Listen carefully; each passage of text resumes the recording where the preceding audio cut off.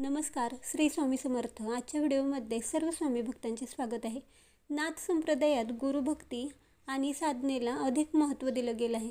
मच्छिंद्रनाथ आणि गोरक्षनाथ यांच्या परंपरेत नवनाथांची उपासना केल्यास घरातील संकटे, आर्थिक तणाव, कलह आणि नकारात्मकता कमी होते, अशी भक्तांची श्रद्धा आहे। आज आपण या व्हिडिओमध्ये बघणार आहोत घरातील अडचणींसाठी नवनाथांचे कोणते प्रभावी उपाय करावेत, ते केल्यास आपल्या घरामध्ये मनशांती लाभेल। त्यामुळे हा व्हिडिओ तुम्ही शेवटपर्यंत नक्की बघा। गुरुवारी सकाळी लवकर अंघोळ करून पिवळ्या रंगाचे कपडे घाला। देवघरामध्ये नवनाथांची प्रतिमा किंवा नवनाथ भक्तिसार ठेवा।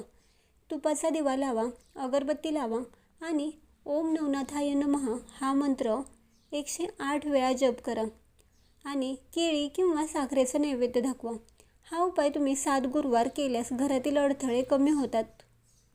तुम्हाला आर्थिक अडचणी जाणवत असतील तर गुरुवारी पिवळ्या रंगाची फुले नवनाथांना अर्पण करा आणि श्री गोरक्षनाथाय नमः हा मंत्र 21 वेळा जपा आणि गरजू व्यक्तींना अन्नदान करा।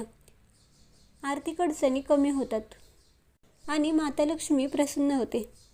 तुमच्या घरात सतत भांडणे होत असतील, ताणतणाव वाढत असेल तर संध्याकाळी नवनाथांची आरती करा आणि आठवड्यातून एकदा नवनाथ भक्तिसार वाचन करा।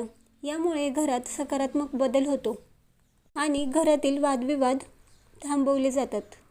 तुमच्या कुटुंबावर किंवा तुमच्यावर एखादे संकट आले तर नवनाथ पारायण करा। हे 7 दिवसांचे पारायण करा आणि शेवटच्या दिवशी प्रसाद वाटप करून दानधर्म करा। हे उपाय तुम्ही श्रद्धेने आणि सातत्याने करा आणि आध्यात्मिक उपाय मनाला बळ देतात आणि सकारात्मक ऊर्जा निर्माण करतात।